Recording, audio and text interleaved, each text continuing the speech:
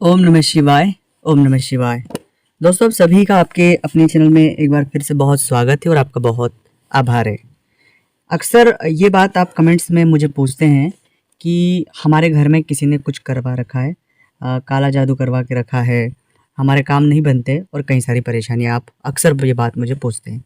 तो आज इस वीडियो में आपको ये जो मैं बताने वाला हूँ, ये संकेत कि इन संकेतों से आप खुद जान लीजिएगा कि हाँ, हमारे घर में किसी ने काला जादू कर रखा है। और अगर ये संकेत आपसे मिलते हैं तो मैं इस वीडियो में आपको उपाय भी बताऊंगा कि इन उपायों को करने के बाद आप इस परेशानी से बहुत आसानी से बाहर भी आ सकते हैं। उससे पहले एक निवेदन है कि चैनल को सब्सक्राइब नहीं किया है तो सब्सक्राइब कर लो, कमेंट्स में भोलेनाथ का नाम लिख दो। और अगर अपनी कुंडली का एनालिसिस आप हमसे करवाना चाहते हैं तो स्क्रीन पर नंबर चल रहे हैं, आप व्हाट्सएप पर अपॉइंटमेंट लेकर हमसे बात कर सकते हैं। सबसे पहली बात है कि अगर आपके घर में कुछ भी किसी ने करवा रखा है तो अलग सी दुर्गंध आना जो सामान्य नहीं लगती है। मतलब ऐसा नहीं कि दुर्गंध सब आती रहती है, पर ऐसी दुर्गंध जो आपने कभी सूंघी नहीं हो, जिसका आपको कभी अनुभव नहीं है, ऐसी अगर हमें दुर्गंध आती है तो ये पहला संकेत है कि हाँ, हमारे घर में कुछ नेगेटिविटी ज़रूर है। दूसरा है कि घर में बेफिजूल की लड़ाई झगड़े होना जिनका कोई मतलब नहीं है। ऐसी लड़ाई झगड़ा, अगर कोई जेन्युइन लड़ाई झगड़ा हो रहा है तो ठीक है, चलो ज़मीन का है, इसका है। पर जिन लड़ाई झगड़ों का कोई सेंस ही नहीं है, जिनका कोई मतलब ही नहीं है, वो लड़ाई झगड़े हो रहे हैं और वो भी बार-बार हो रहे हैं, तो समझ जाइएगा कि कुछ न कुछ तो तकलीफ़ें हैं। आर्थिक नुकसान होना, एकदम से कोई सडनली बड़ा आर्थिक नुकसान होना या आर्थिक नुकसान का मन में एक अज्ञात डर होना।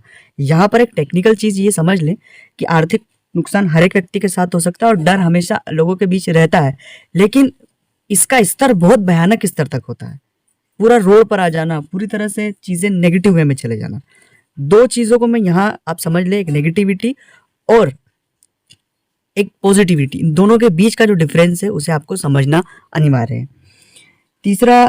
चौथी बात है कि महिला या किसी महिला का या पुरुष के किसी से भी अवैध संबंध होना भी एक नेगेटिविटी का संकेत है, एक इस तरह की बातों का संकेत है। क्योंकि एक अच्छा व्यक्ति जो नॉर्मल जीवन जी रहा था और इस तरह से वो एक पूरे भ्रमजाल में फंस गया, तो ये भी एक बहुत बड़ा संकेत है। इससे भी आपको बचने की आवश्यकता है। पांचवी चीज़ है तनाव में रहना और किसी किसी भी चीज़ तनाव में रहना, बेफिजूल तनाव में रहना जिसकी कोई वजह नहीं है, फिर भी तनाव में रहना, ये उसका एक मुख्य वजह भी है दोस्तों।